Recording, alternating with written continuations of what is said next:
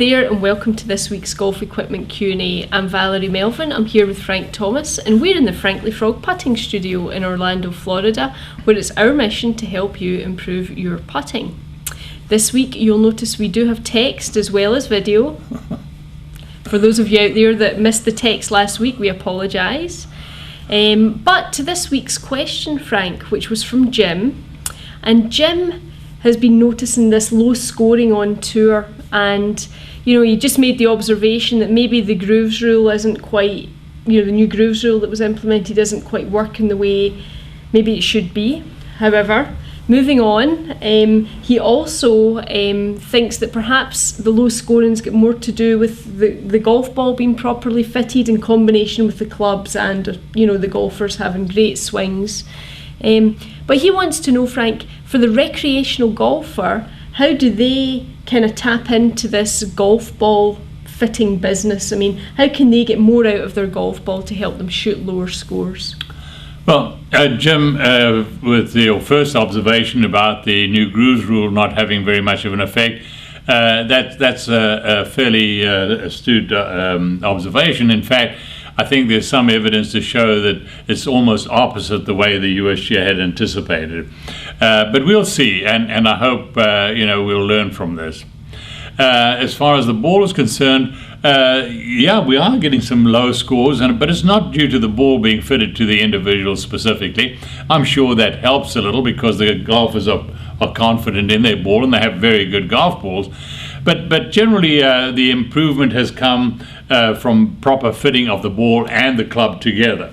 Now, as far as the recreational golfer is concerned, it depends on the price of what you're looking for. If cost is a factor, and you're looking for pure distance, then you can get a two-piece ball with a hard cover, and they cost in the neighborhood of about $20 a dozen or so.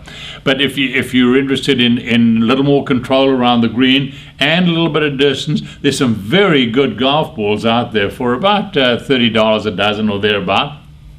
And for the average golfer, they're very good. However, if you can afford the premium ball, I'd say go for it because it's got everything. It's got the distance you need, it's got the control around the green, and they're very good golf balls. And you can see, those are the ones the pros use. It's not going to turn, I promise you. Getting a ball that suits you is not going to turn your 79 into a 59. It's going to require a little bit more than that. Are you sure, Frank? Are you sure?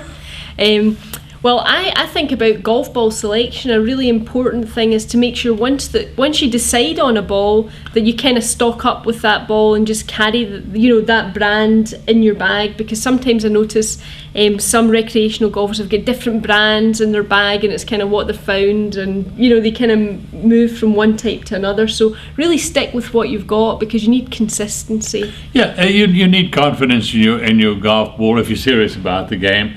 And buy a ball and get used to it and then use it. And it's the balls are so good today, so very good today, that you really can't go too far wrong. And especially if you can afford the premium ball, I'd say go for it.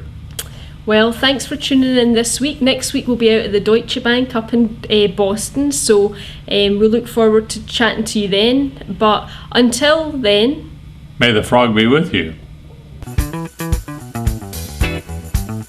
Ribbit, ribbit, ribbit.